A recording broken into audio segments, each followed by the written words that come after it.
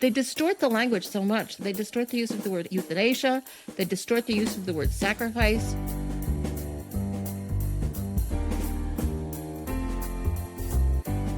I don't know how to start this particular podcast. I have always started Rising Anxieties by singing. Anxieties are rising, but I just feel stupid doing that with the video. So if you're listening, I'm sorry. Well, I'm sorry, assuming you've always loved hearing me sing the beginning, but I have to come up with a new beginning. But anyway, this is Rising Anxieties. This is the portion of well, it's not a portion. It used to be a portion of the podcast. Now it's its own podcast all by itself, where I talk about what's going on in the industry from what I can glean from their publications, which I try to take a look at. And a lot of what I can glean and what we like to hear is that they're very worried. They're worried about a lot of things and they don't know what to do about a lot of things. Of course, they are very confident. And they do make a lot of money. I'm not going to deny it, but I like to look at the negatives. Anyway, our first story for today is from What Poultry. What Agnet is the name of the actual website. And this is an egg industry website. And they have a lot of different blogs. And one of the blogs is by Elizabeth Doman. And she says, a 4-step regenerative agriculture roadmap for poultry. Now, regenerative agriculture is all the rage within the industry. They like talking about it. Nobody really knows what it means. It's kind of the new sustainable. It's just one of those words. It sounds good. It doesn't really have any rules. It makes people feel better about what they're eating. And so they would like to get on board the regenerative train.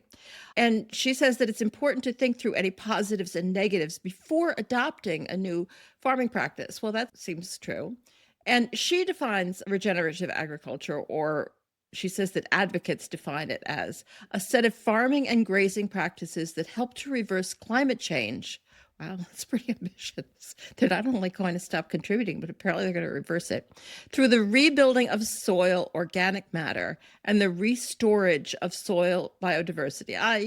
Fine. Like, it does have a lot to do with soil. There's a lot more to it than that. And a lot of people have very, very ambitious definitions, but like I said, nobody really has exactly the same definition. All right. Her first piece of advice, which is based on a talk that she saw at the meat conference. Don't you wish she could go? Is to address farmer needs. That makes sense. 2, assess strategic fit. This is companies who were thinking of encouraging their suppliers to adopt these practices. Decide if regenerative agriculture aligns with your company's strategic values and point of view. Okay, like, do you want to save the world or not? I guess you have to make that decision first. Consumers, she says, are increasingly choosing to purchase brands and poultry products that align with their values. So there may be a financial incentive. Well, that's the kind of language that the industry can more likely hear, that it might make them more money. And, imagine that, aligning your purchases with your values. That would be nice, wouldn't it? The next suggestion, which is the one that really caught my attention, is tackle low-hanging fruit. All right, now we really get into exactly what people are going to mean when they talk about regenerative agriculture. Because she says it doesn't have to be all or nothing. And you won't be surprised to hear that, close to nothing is really basically fine. And I assume, she didn't actually say it, but I assume they feel that they can use the term regenerative no matter how little they are doing. And so she identifies the low-hanging fruit that should be tackled as what will be easiest to change or will make a major impact. And the 2 suggestions here are tweaking packaging. Like, what does that have to do with the agriculture? Like, make your packaging less environmentally destructive? Okay, well, that would be a good idea, but I'm not sure it counts as regenerative agriculture. But, she apparently does. Finding a new use for poultry manure as fertilizer. Oh, good, spreading more shit on the ground. That's how we're going to save the world. And the final piece of advice is to create a new narrative. Well, yeah, that's what it's really all about, isn't it? Make sure you get credit for the changes made by telling your sustainability story. Yeah, like I started out saying, regenerative agriculture is definitely the new sustainability. Like, it means whatever people want to think it means. And it sounds good to everybody. Makes them feel better. All right, from meetingplace.com, this is a constant issue for the meat industry. Shockingly, people don't tend to want to work in the meat industry. Slaughterhouses are not everybody's favorite workplace. And so they're always talking about attracting workers, usually not by paying them a lot more money, but trying to figure out how to do it. Of course, one of their major resolutions is to hire desperate people.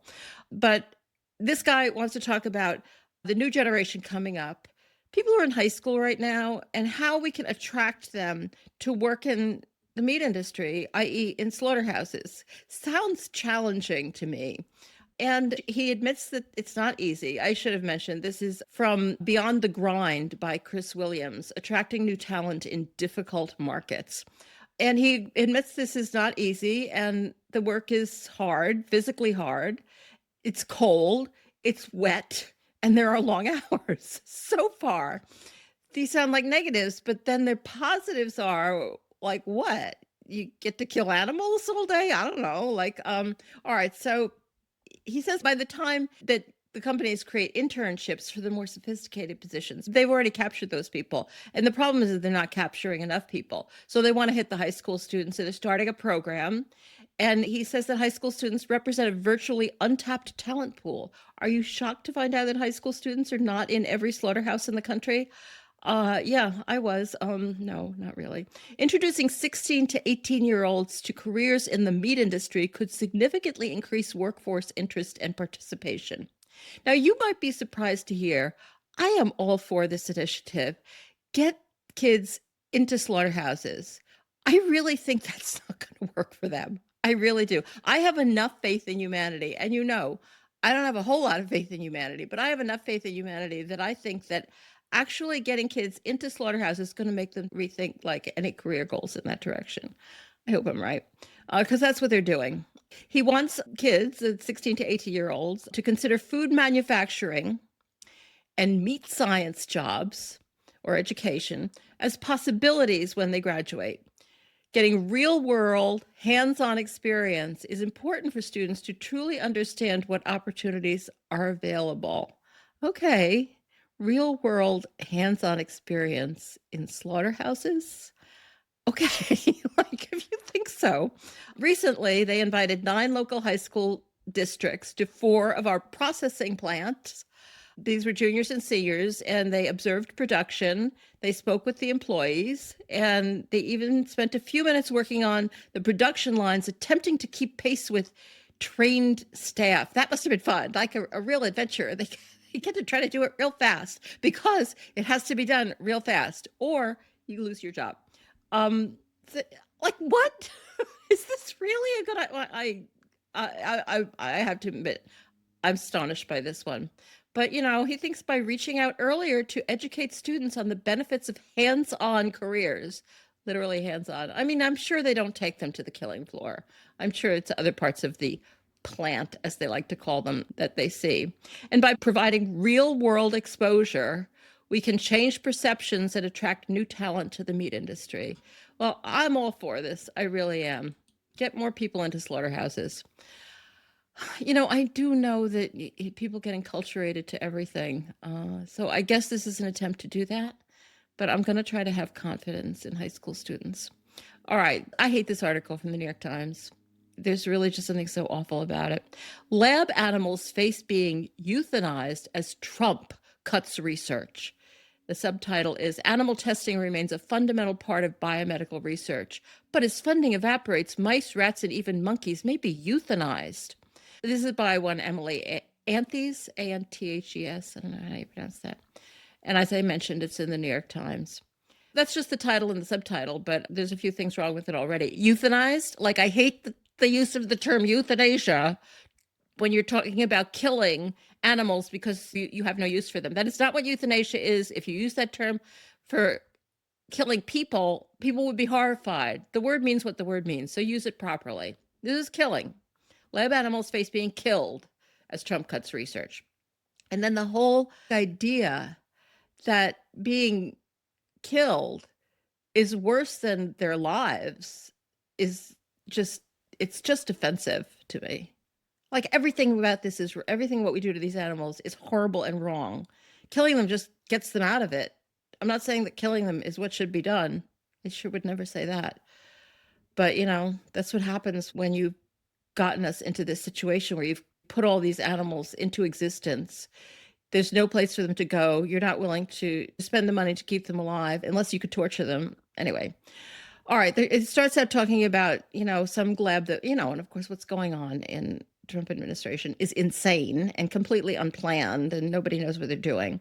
So they're talking about the National Institute for Occupational Safety and Health and how a whole bunch of employees were being terminated and losing access to the building. And quote, left behind were more than 900 lab animals. The Institute ultimately managed to relocate about 2/3 of them, primarily mice, as well as a handful of rats. Relocate? Yeah, where were they relocated to? What are you talking about here? The whole attitude, it's the whole attitude of this article that just acts like they're coworkers and, it's a shame that they're going to be killed, as if they're not being tortured their whole lives.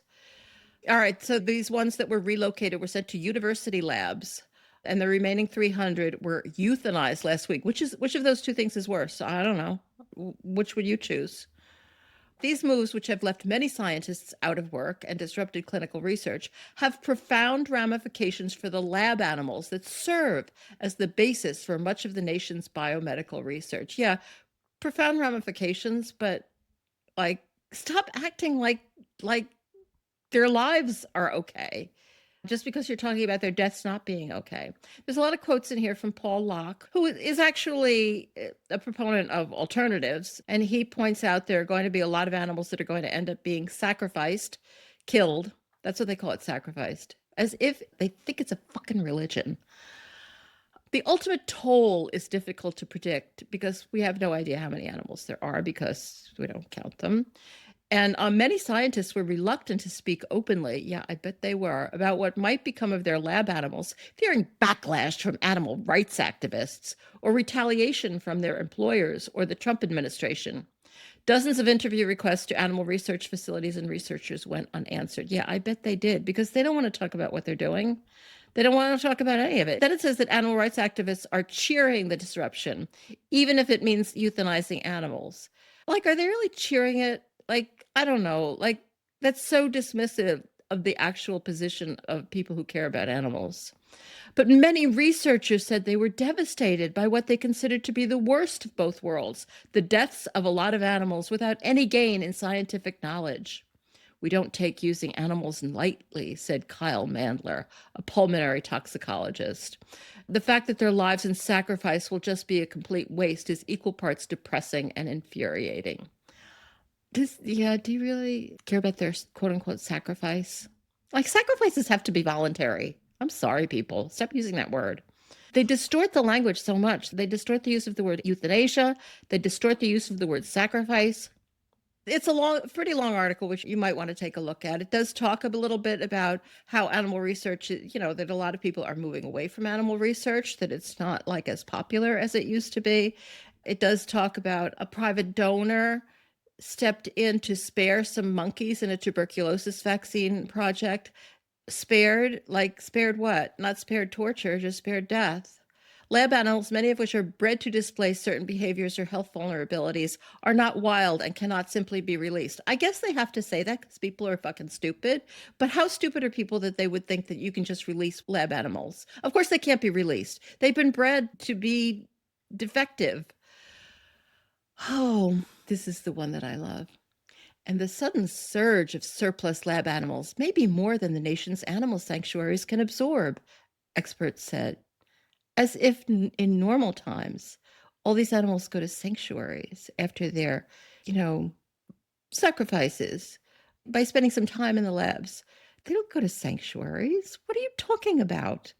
I mean, it actually sounds like they would otherwise all be going to sanctuaries. There's a quote here from Ann Linder, who runs the Animal Law and Policy program at Harvard. And she worries that the fate of many lab animals will come down to the whims and temperaments of individual researchers and lab employees. Quote, without oversight, some of those decisions will be poor ones. Yeah, I bet. And many will be made out of callous necessity without regard for the welfare of the animals in question. Well, of course they will, because the welfare of the animals in question is not going to be an issue here. Their science is their issue. The welfare of the animals, their animals are born to be tortured and die. Many researchers said that they also worried about the National Institutes of Health's effort to sharply limit funding for indirect costs associated with scientific research, including those related to maintaining animal care facilities. And this gets into just an interesting funding issue, like the NIH is pulling away from thinking about pulling away from animal research and not funding the care for animals. And, things are shifting. Things are shifting for sure. As a last resort, it said primates may need to be euthanized. No, you may think they need to be killed. For some animal rights activists, way back down at the bottom of the article, they finally get to animal rights activists, except for that brief, annoying mention earlier on. For some animal rights activists, downsizing the federal animal research enterprise is something to celebrate. Quote, for a lot of these animals, being euthanized before being experimented on is probably a best case scenario. This is from Justin Goodman from White Coat Waste Project. It's so hard to say. Great quote. Yeah. If your life is sheer torture, death is really not that big a problem. Also a quote from Delciana Winders from Vermont Law and Graduate School. And she's worried that even if funding for research goes down, funding for animal care is going to go down even further. Paraphrasing her, but I think that's about her point of view. Really interesting article, really, really annoying attitude. How naive, that just the deliberate and forced naivete that everyone imposes on talking about animals in any situation. It drives me insane. Well, you know that. All right, finally, there's another article from Meeting Place, which I just thought I'd throw in here. This is by Lisa Keefe, who writes the Center of My Plate column. Is Denmark so rotten? And the main reason I wanted to talk about this article is because it's talking about something that she wrote which is about something coming out of Denmark. New research from the Technical University of Denmark that concluded it is possible to fulfill the nutritional needs of the global population without draining the planet of its natural resources only by curtailing consumption of pork and poultry and eliminating beef entirely. We need to know more about that research. That is very powerful. And, she's concerned about it. Of course, she doesn't think that, it's really going to end everything. But she is a person who does think about these issues in a little different way than a lot of people in the industry. She points out that the research authors acknowledge that diets without animal protein must be fortified or supplemented with vitamin B12 and vitamin D to meet people's nutritional needs. And the study's ultimate conclusion isn't quite so neat as the article's title would suggest. That's her one criticism of this research. Of course, people's diets without animal protein would have to be supplemented with B12 and D because animal foods are supplemented with B12 and D, and we get the supplements by eating the animal foods. All right, I'm digressing, but that's really her only real. She says that the research is taken mainly based on U.S. diets and a U.S. system of food and animal protein, but really that's her one issue with the study. And the study sounds amazing. And her question about it, really, other than to question some silly things about it like that, is to think about what the meat industry is supposed to do about this. She concludes with this quote: part of our job is to make sure our readers know what's coming at them from over the horizon, whether that's next week or a decade from now. Well, I hope this doesn't take a decade. And what's coming is not some forcible restriction or elimination of animal protein from our dinner plates, which is the kind of thing that the meat industry tends to talk about a lot, that somebody wants to pass laws to prohibit meat consumption, which personally I would love to do, but unfortunately I'm not in charge. What she does think is what the industry should be paying attention to is a growing concern about sustainability, not just from Danish scientists, but from your ultimate consumer. And which brings us right back to the regenerative, the new word for sustainable, and the fact that the industry's anxieties really are starting to rise about this. Probably a little too late to save the planet, but, hopefully not. Not to end on a cheerful note. And that's it for this week's Rising Anxieties. Thank you so much for joining us today on Rising Anxieties. Please remember to subscribe and wherever you listen or watch or whatever. And if you're able and you want to, you can donate at ourhenhouse.org/support.